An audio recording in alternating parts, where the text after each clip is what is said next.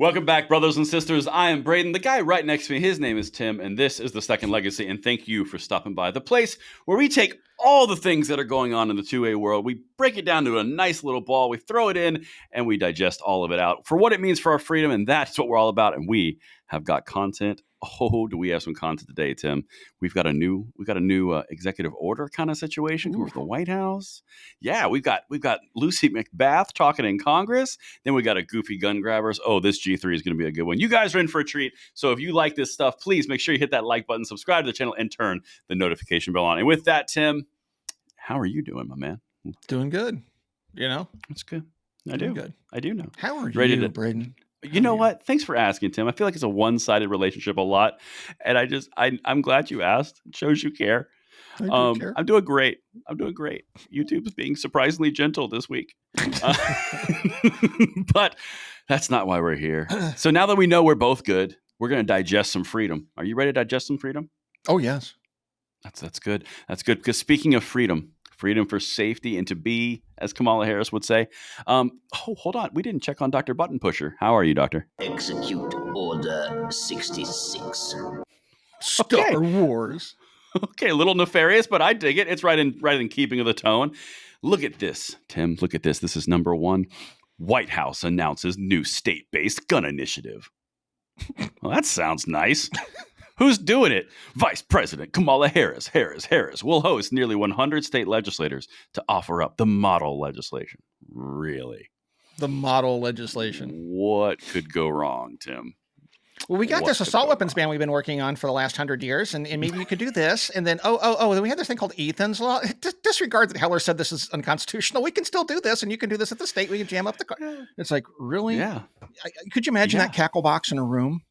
No, we're gonna take the guns. You can take a gun. You can take a gun. You can put a gun. Guns could be taken or put. You put a gun, and you can get 100 rounds in the chamber, as Joe Biden once said, and we could be like, oh, I'm gonna go out in the parking lot and start a Chevy. I'm out of here, guys. I've had enough. It's like I couldn't be in a room with that woman, dude. I'd be sitting there with my fork going, oh God, I'm trying. A minute and a half in, and you started me off on start a Chevy. What in heaven? Oh, it's always something. It's always something with you. Those boomer references, right? I tell you what, the boomer references, the pickles, the ding dong, starting a Chevy. I'm gonna have to get a list. It's 80s humor, man. We were. It was a different time. You were a dark people. You were a dark people. Gen X, baby. All the way, go Gen X. That's right. Nirvana encapsulated you guys so well. Yeah. Oh, so good. Do not. Good. Great. Dr. Button Pusher is feeling feisty as well. I'm gonna anyway. So let's just don't come. All right. Don't come. Oh, God in heaven, this is starting off so poorly, but we're going to pull it back. Border, folks, but go ahead. Exactly. God in heaven. Okay, hey, we're on the bumpy, the bumpy parts of the road right now? That's where we are. On it. We're right here. We're on the rumble strip. We got to get back over the line. We're pulling it right back. We're pulling it right back to the bumpies. Speaking of Harris, it was so nice of you to bring her into the fold, Dr. Button Pusher. This is what she's doing, Tim. See this? See that? See how I merged right back into the main lane? Yeah. Oh, man, it was hard. I had to pull that thing real hard. Son of a... I'm not going to touch that one. We're just going to keep rolling. Oh, we're just going to keep on rolling. Okay. God, we're off. Okay, so because I could do this all day. It's all day, and it's so bad. It just comes so easy. Anyway, she will host a gathering of state. Oh man, state legislators at the White House. No, we're not. But we're gonna get on this dang road. We're gonna get on it. We're gonna write this train because we are the upper digestive tract of the Second Amendment news, and dang it, we are gonna land this plane. Here's what Kamala Harris did, other than all those things. She'll host a gathering of state legislators at the White House on Wednesday. Ooh. An event designed to roll out new policies from the administration to combat gun violence at the state level. Tim, I have a question since we're on the right, straight and narrow on the road again. Why would we be focusing on the state level? Because I thought we covered yesterday that everything was falling apart. And the week before that, it was they owned the whole house. What's going on? Everything is falling apart. They are getting stuffed in the federal court system. They're getting stuffed legislatively at the federal level, and we've talked about this before. They're shifting gears here because they're getting literally nowhere in DC. And so now they're going to try to push it down to the states because the states can do whatever they want. And I'm all for that. Believe me, I'm a states' rights type of guy. Right. Right. Of course. But one thing states can't do is trample your constitutional rights. That's when the feds get involved again. But if you push it down to the state level, it adds layers to that onion that you have to peel back to get your rights back. Yeah. Right. So you got to go through the state courts, then you can make an appeal to the federal courts, and then you got to go through the whole federal system. Then you can maybe go to the SCOTUS. You know, it's they're trying to push it down the state because it's going to be even more frustrating for us. Because if you think about it, it's going to divide. Not countries, companies, not even companies, organizations. I'll get it. Organizations like SAF and GOA and FPC, right? If they're fighting at the federal level, they're all fighting in DC. But if they got to take all these cases and all these court cases in different states, now they have to have lawyers in every state, and they have to fight those in every state. And so this is a divide and conquer strategy on their part. I'm rather amazed it took them this long to figure it out. They're not the sharpest knives in the drawer, but apparently they figured it out, and they're just trying to frustrate us even more. And this is their new tactic. So this is interesting, Tim, because you brought up a very unique point to this. This is not the first time they've done this, though, because they do this when they don't have the reins of control in the federal government. They did this underneath the Trump era. They focused really hard on the state level. And then under Biden, they went heavy federal, heavy executive branch, like to the point where it's like, good Lord, give it a rest. It's sore. And now they're going back to the safer state stuff. So this is called the Safer States Initiative, and there's 2 new executive actions, all right? So again, this is coming from the Office of Gun Violence Prevention. So Cackles, Kamala Harris, Office of Gun Violence Prevention, going down the chain. And now this, you nailed it. They're going after states because they're getting stuffed federally. That was extremely well said. I'll be honest. It was good. It was good. That was some of that boomer knowledge right there. Yeah. So yeah, let me show you. We're not going to get off on that bumpers again. We're going to hold this. We're going to hold this segment steady. We're good. I'm trying. So listen. Yeah, I know you're doing great. So here's what Harris is going to do professionally from the Executive Office of Gun Violence Prevention. Harris will highlight 2 new executive actions from the Department of Justice as part of the announcement. The first provides states with safe storage model legislation detailing how states can require safe storage of guns and hold people legally responsible for injury caused by an unsecure weapon. The second offers a model for reporting lost stolen firearms in an effort to assist law enforcement, blah, blah, blah, blah. Okay, the big thing here is they're pushing across the board for safe storage Ethan's Law, something that just got smoked down in the Senate. They are taking their federal model, Tim, all the stuff that they've done, and they are applying it to individual states. And wouldn't you know it, Tim? They want offices of gun violence prevention in all 50 states underneath one centralized Office of Gun Violence Prevention run by gun control advocates that's partnered right in the White House. Who would have seen this coming? I know. And the funny thing about this is this focus on safe storage laws and pushing those.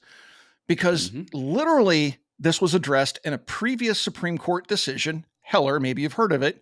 And in Heller, the federal court, the SCOTUS, the Supreme Court, held that you can pass no law that requires you to store a gun unloaded or to safely store it. You can't do it. It's unconstitutional. It was specifically called out in that decision. Yet here they are. Yes. And this goes back to something else we've talked about before. These legislators look at what the courts do and go, it's a mere suggestion. We can keep doing this. And you know, it's not going to help them because I can guarantee you the Supreme Court's going to take a look at any law that's passed under this new initiative. And if they pass some Ethan's Law type thing that requires safe storage and they try to enforce it, like, because we've talked about the enforcement mechanisms, right? You can either enforce after somebody's done something with the firearm and then you come back in and then charge the people after something's already happened, or a more proactive approach, which is what I'm sure they're advocating for, which is to try to catch people not storing their guns safely before anything bad happens. And what does that require? That requires registration of the gun owner. That requires registration of the gun because they want to know where the gun's stored and what the gun is so they can make sure it is stored. Registration, another thing that's wholly unconstitutional. That's the only way. But they have it in Connecticut. Done. I can almost hear someone in the comments. But they have it in Connecticut. That's because it's one state and there hasn't been enough injury to bring the SCOTUS down forward. Right. It's just like AR bans. The more states that do it, the more attention SCOTUS is going to give to it. That's what people don't understand. The way this works. Yeah, they don't understand that for you to file a federal lawsuit, you have to have what's called standing. You have to be damaged in some way. And many times, I mean, I know this through working with GOA and stuff like that when you're looking for that court case to challenge an unconstitutional law, you need basically the perfect court case. You need a defendant that has a squeaky clean record. If they got any skeletons back there, it's going to come out in court. So they're always looking for that court case to challenge these unconstitutional laws. But yeah, you have to be damaged by them, and then you have to have that right defendant or plaintiff, whatever they may be, to take it and hear the case, so that you have the best possible chance of winning. Right. So. Right, and that's unfortunately where I mean, really good example. What we've seen with the pistol brace ruling, with the ghost gun receivers ruling, with the bump stocks, all those things, they had to actually be enforced before they could actually go further. I mean, like, so far we've got injunctions across the board for these things, but you had to have the injury first. That's the courts have already said that, right? I mean, what court case was it where they tried to bring a lawsuit against an unconstitutional law? And it was one of those things where these anti-gunners are going around saying, well, we passed the law, but we're not enforcing it. We're not enforcing it. That was California. That was the insurance mandated. Yes. And so that's an example of them doing this and trying to prevent the standing from coming about. Like, oh, we may have passed a law, but we're not enforcing it. Nobody's been arrested. Exactly. No harm, no foul. It's there. So we're good. We're good. But vote for me next term. Yeah. No, that's exactly what it is. And to wrap this segment up before we go on to the next segment where we have amazingness coming, I think this last sentence in number 6 kind of sums this all up, what we just said, Tim. Many gun safety experts see more appetite for policy changes at the state level in the near term. Okay, let's just translate that. You got stuffed, as Tim would like to say. You have lost. Good day, sir. Absolutely. Good day, sir. Thank you, Doctor. Yeah. I mean, anyway, there's other things going on out there. I almost brought up a Davy Hogg thing, but I'm not. No, not yet. Not yet. We've got G3 stuff, and I actually, you know what, Tim, you're right. Should we bring it up? Do the people deserve it? I forgot to bring it up. Should we? You think we should? Yes. Let's throw it in there. Okay. So this is point 5. This is point 5, Dr. Button Pusher. This is my fault. I was remiss. Tim, thanks for keeping me honest. Davy Hogg, the esteemed scholar Davy Hogg. VP Harris announces the Safer States Initiative by the Biden administration to address gun violence. The policy urges states to establish gun violence prevention offices and enact laws for safe firearm storage and reporting. This is great. States offer the most opportunity to meaningfully change gun laws and reduce gun violence. And this was only possible because young people voted in record numbers in 2020 and demanded action on gun violence. None of those things happened. Yeah. Gen Z is here to save you from your rights. So, the reason I thought this was an important tweet is because notice how all the DNC shills are out there going to work to push the new narrative. Yeah, let's focus on the states. And this, you have to give it to them. The commies, they really are organized. They always have been. The commies. The commies. It's just they always have. If you go back, I think it was Brezhnev said that we'll conquer the United States from the inside without a shot being fired. I'm paraphrasing, right? Yeah, it's because they're so organized. They play a long game. The Communist Chinese Party is playing a long game against the United States. We're playing this reactionary game, and this applies to the Second Amendment community too. I remember when Trump became president, I was urging people, now isn't the time to sit back and go, whoa, we're safe for 4 years. Now is the time to start pushing forward, get these laws undone, pass our own positive laws, right? Take it to the House. Right. And unfortunately, it doesn't happen that way on our side. We're very myopic and very narrowly focused on reacting to what's being done to us. But these commies, they're not. They might get frustrated in the short term, but they got their eye on that ball. Way down. That ball. They do. They got the ball from a distance. And that's basically what you're seeing here. And so you're seeing the organization of the gun grabbers. You're seeing them starting to push this narrative down, and you're going to see it in mainstream media. You're going to see it all over the place. Mm-hmm. This is just the very beginning. You can quote us on this. You're going to see this being discussed more and more frequently. Oh, absolutely. Oh, I bet you I'm going to have an employee dedicated solely to 50 states and watching all of these people doing this. I bet you money, like, hey, you think you're going to split our attention? We'll just hire more people. We have you, have at you. But that's another fight for another day. And Tim, as we wrap that segment officially, the proper time, I would just like to note the spectrum that you just delivered. You went from suck starting a Chevy to myopic. I just want to throw that out there. That was solid gold, sir. That's a range. That's a spectrum of impressiveness right there. Well, but it's just you're overachiever. You 80s kids. Vocabulary. Oh. It's not so popular anymore. It's amazing. Well, Tim, I think it's time. To move to the next segment because this segment, we're shifting gears mildly, but not too much because it turns out that, Tim, what they've told us on the left was they were the party of women. Everything about a woman, if we can identify it, that's us. Okay. Well, Well, I mean, yeah, you would agree, right? They've said that. And they're about safety and stuff and about healthcare decisions and all those things. Well, let's hear from Lucy McBath, because she sets this up so nicely around gun violence and around domestic abuse and who should and shouldn't have a gun. And this happened in the halls of Congress a day or two ago. And I want you to listen to the difference in response between the Democrat witness and the conservative witness. This is pretty telling. Let's play number 9, Doctor. Share your stories.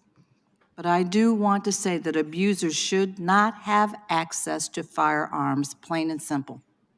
If someone has a history of abusive and violent behavior, the very least that we can do in this Congress is make it harder for them to obtain those firearms and those weapons that they might use to harm their victims. Now, I brought that in for a specific reason, because now, understand, Tim, you know this really well. Lucy McBath is tied to the hip with Salty Shannon and Moms Demand Action. I mean, like, real tight. They got her into her position. She's a representative from Georgia. So that was the setup. So I'll give a dealer's choice here. Do you want to hear the Democrat response or the conservative response first? You can choose, because you are the Let's go Democrat, because that's always more fun. The conservatives make too much sense. No fun there. You know what? You're right. You're right. In that case, per ordered, let's go to number 7, Doctor. And I would suggest that we have other means by which we can protect women other than having a firearm and having it accessible. We can work on the dating and stalking boyfriend the loopholes. We can talk about prevention by having Congress support Delta and the rape intervention strategies that we've employed. There are many other solutions. What I'd like to point out is that the solution is limiting access to the firearm, whether it's in the hands of the victim of domestic violence or whether it's as someone who is abusive belonging to them. So the solution is really limiting the access. Wow. We're going to take them away from the victims too, because, Yeah, because they don't need it. No. I mean, you're just going to get taken away and used against you anyway. 2 million defensive uses of firearms every year in the country. Yeah. But we won't talk about that. No. We're No. just, No. And of course, she goes on and rambles on about this, that, and the other that has absolutely nothing to do with firearms. And then she goes, it's all about limiting the access to firearms. When you say the quiet part out loud, Tim, when you say the quiet part out loud. So, I liked 2 things about that myself. Of course, the point that you brought up, because I thought that was worth setting up camp for. I'll definitely say something on that. But the other thing is we had a mention of loopholes, Tim. You know how evil loopholes are, especially that most recent loophole, that gun buyback loophole. That was a bad one. They didn't like that one. They didn't. By the way, they're fascinated with these loopholes. They are. It's all about your the rights loophole. are a loophole, folks. It's Yeah. It's a loophole that you're supposed to be secure in your personal effects and stuff. It's just a mere loophole. We just got to find a way around and plug this loophole. It's simple. Yeah, no one likes loopholes. No one likes loopholes. And I love the fact that she brings up the Violence Against Women Act, which is the boyfriend loophole, which was already reauthorized by Biden. So it's like, why are you bringing that up, boo? That's one. And then the the loophole, of course, by the way, just side note, I think you'll find this awesome. Salty Shannon from Moms Demand Action, she actually she actually tried to call it a loophole too, but she called hers the ATF HQ loophole. And I would like to submit that ours was better. Ours was better. That's pretty funny. Yeah. Oh, yes. Yeah. What fun. I'm just kind of hoping can't have guns. I'm hoping they set up an office to define what a woman is, because I don't think that they've gotten past that yet. So I don't think we have. Maybe once they figure out how to define what a woman is, then maybe we can take them seriously. But at this point, I can't take them seriously. So it's true. There's no definition, so there's no crime. It's like injury in court systems. Yeah. That's Tim. If you can't identify the victim, I see it now, though. I mean, what is a woman? How do you define a woman? This is awkward. That always jams them up. It does. It's awkward. They get real angry. They don't like that one. But I can see it now, Tim. I can see the placard on the board above a government building that was way overpriced. It says United States Birthing Persons Defense League. I feel it. I feel like that's it's it. Coming. I think that's coming. it. That's it. That's it. Well, so we've heard from Do not the fact come. that It's coming. Exactly, just don't come. It's coming. I'm talking about the border. It's a border joke. Anyway, Do not come. Trump's response is even better. Oh my God, I can't. Please don't play it. We'll get so in trouble. Just I can't. So, I just love about that, wrapping up her response. We should limit access to women, mostly to the victims, and also to the abusers who are also breaking the laws. In fact, the gun rights witness jumped right on that. Check this out. This is number 8. This will be good. In what ways might strict gun control laws inadvertently put women in disadvantages against an attacker? Well, anytime if you have a concealed carry and there's a waiting period, like Ms. Solomon mentioned, that waiting period for me, when I didn't have a concealed carry license, when that person was trying to kill me, and the waiting period to take the class, that was very detrimental. I didn't know if I was going to make it because I had no way to defending myself. And I understand the criminals have a way of breaking the law. That my abuser was going to do the ultimate. He wanted to kill me. He actually was trying to buy plastic explosives, which are illegal, and I had no way to defend myself. I didn't have a concealed carry weapons license. I lived each day wondering if that would be my last day. So the laws need to empower the victims, because the ones that are trying to control their abuser are not working. The restraining order does not work. Red flag laws do nothing but they cause me more of a problem, because anyone that wants to can disarm me with no valid reason. What was more compelling? Which answer? Yeah. You have an actual victim there, then you have this other person that's just sitting there hypothesizing. I'm surprised she didn't jump up there. Congressman, silence that loophole. Silence the loophole. It's like that poor microphone. you just had your way with that microphone, sir. I did. Please continue. We're very charged this evening. Yes, we are. Anyway, that's all I had to say. It just. Oh, that was it. Yeah, that's it. I mean, she had nothing like, well, we could do these loopholes. We got to address those, and then the red flag. There's just things that we can do to limit access. And then this other lady's like, yeah, this dude tried to blow me up with illegal plastic explosives, and you wouldn't give me a gun. It's like, yeah, which one carries a little bit more weight in this discussion?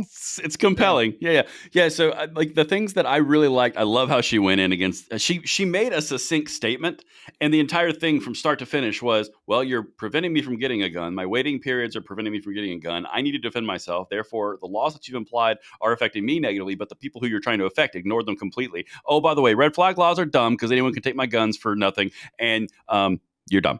Yeah. Like, thanks for playing. I was like, oh, hello, lady. It's almost like the other dingbat knew this lady was going to testify because she tried maybe to defuse that by saying we need to disarm the victims. She focused on disarming the victim first. She didn't talk about the abuser. She went straight to victim. We got to make sure they're disarmed. Oh, yeah, then the abuser too. Yeah. Isn't that weird? I mean, if that does not tell you and set a really good delineation of where each party is on this issue, goodness gracious. But it's never about safety, folks. Them wanting to disarm you is not about your own safety. It just isn't. If you believe that, you're special. You're touched. You're touched. Oh, bless your heart. Well, you know what, Tim? I think it's time. Is it that time? Oh, it's time. Oh, it's that time. We're going to dive into your baby, the G3, a Tim original. This is so genius. G3, take it away, sir. Goofy gun grabbers. So let's go ahead and bring up a number 11, Doc. This is Davey Hogg. We have to throw him in here one more time. Got to. And he's always out there tweeting. He's been absent for a little while. That's because he's been out campaigning, apparently. So now he's back to tweeting because this is the anniversary. We're right on top of the anniversary at the time of this recording of the tragedy that took place in Parkland. So he's upped his tweeting game because that's how he makes his money. Anyway, so Davey Hogg. What haunts me every time I'm at a protester vigil is who isn't there this year? Who will be next because of our government's epic failure to do the bare bleep minimum and keep its people safe. Nothing will change until we defeat the gun lobby. So what has he done here? Well, of course, it's the gun lobby that are protecting your rights. They're the real problem. But he's claiming that the government won't do the bare minimum. The bare minimum. Like, what would be a bare minimum thing you could do at a school? Provide security, perhaps? Oh, that's right. You stand in the way of that because it doesn't work. We won't try it. It doesn't work. Trust us. We have security agencies all over the frickin' world that all they do is provide security. for elites, for non-elites, for everybody. You got security at Walmart, but at schools, it doesn't really work. It puts more people in jeopardy. They had an armed guard at Parkland, and he shirked his responsibilities. He should be fired. That doesn't condemn security and globally. Exactly. You know what I mean? It's like you had one idiot. There should have been more armed guards there, but you had one coward. And if you take a look at how they assign resource officers, at least what I've seen in my lifetime, the school resource officer isn't the cream of the crop, right? That's like it's like being benched. That's like desk duty in many jurisdictions. Your C string, is that what you're telling me? Like you had too many violations and customer complaints, so they put you in the school. That's it. You're going. They're to school. Farva. Yeah. They're Farva. Is that what you're saying? It's an old timer that's on his way out on retirement, and it's a cush job, right? Oh, okay. So it's never. I can't say never. It depends on the jurisdiction completely. But I have seen it where it literally is like, it's not the cream of the crop. Let's just put it that way. They get assigned to those duties in many jurisdictions. I think that's nice. I think that's fair. But so why don't we pass government funding? I mean, we're giving out money like it's candy globally. Why aren't we giving money to our schools to secure them? Why? Right. Why? Why is that? Isn't that the bare effing minimum, Davey? And you oppose it. Clown. Isn't that odd? I find it weird. But you know what else I find weird? This next clip that we grabbed from TikTok. This one, this is TikTok delicious right here. That's what this is. If I may I give the order, Tim? Oh yes, let's do this. Okay. Please hit the button, number 10, Doctor. I just dropped my son off at kindergarten and just started hysterically crying as I pulled away. There were cops everywhere, which I'm so grateful for, but also it was very triggering.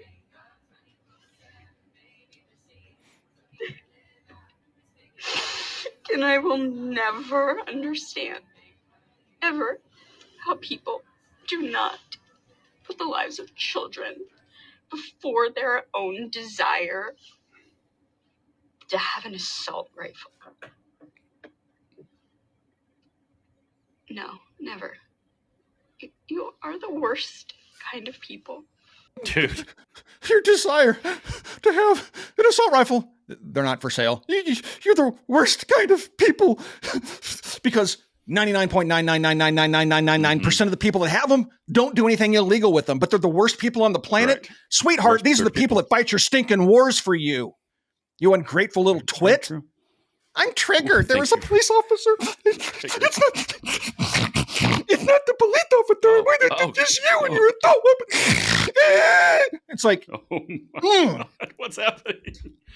Just, God, you want to grab that one. It's like, could you imagine being married to that lunatic? Who would procreate with that? That's a different world. I could almost see that purple-haired freak. He's probably sitting in the passenger seat filming it, going, blowing snot bubbles. Oh God, man, you are in rare form today, and I'm here for it. How do we get here as a nation? You know, Americans used to be like respected globally, and how you get respect from enemy states is being strong. And could you imagine if you're a communist dictator and you're looking at that idiot, you're going to go, yeah, like next.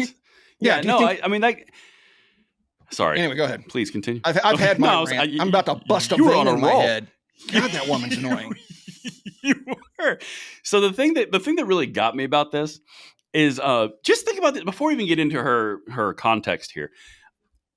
I'm really curious what person has emotions and has feels in a car, and their first reaction is to pull up either TikTok or Facebook Live and just elude raw emotion. Fake. Like on 100% on clickbait fake on their camera. Right. And it's like look at this. And so I want to draw your attention to something that she did in there, because you know that I really like patterns and I love little nuances and I love pieces like this. But the way that her voice changed and the way that her tone and demeanor changed in this video from complete horror, I'm triggered, I'm scared, and then you can see it physically. Then she goes to anger. Yeah. And her face goes immediately to extreme rage really quick. And then she goes into, you're the worst type of people. Now, that's what the video was all about. So interesting. 100%. 100%. That was you're evil. The rest. That's exactly where I was going. This entire thing was meant to virtue signal from a standpoint of, you are evil because you do this, and I'm going to use an experience that I just had. Oh, by the way, the police were there to prevent psychopaths and crazy people. So you are actually triggered and you're insulted by the solution to criminal behavior. You're going to blame an inanimate object. All the while, you're going to thank the police officers. What do you bet this type of mentality, and again, this is hypothetical, probably about 2.5 years ago, didn't think the police was a natural good idea. What do you think? Oh, yeah, I guarantee you she was part of the defund the police movement. Most of these lunatics were. I mean, I found it very fascinating how quickly she turned from raw emotion of scared and terrified and triggered into raw anger and just vitriol anger. I was like, ooh, that's almost like that was on cue. I just wanted to throw that out almost there. Seems staged. Yeah. Almost. But she got the response out of me. Dang it. I fell victim to it. Yeah, that's right. That's right. You know what? You are so susceptible. I mean, am. like, you saw the standard DID, damsel in distress, and you came running. Your microphone bore the brunt of your fury. Yeah, I know. And in fact, you got had. You did. I saw you believe it. I saw you. I guess we'll end it on that note. I got had by a gun grabber on TikTok. She got me. All right, folks. Thanks for watching. We'll talk to you guys soon.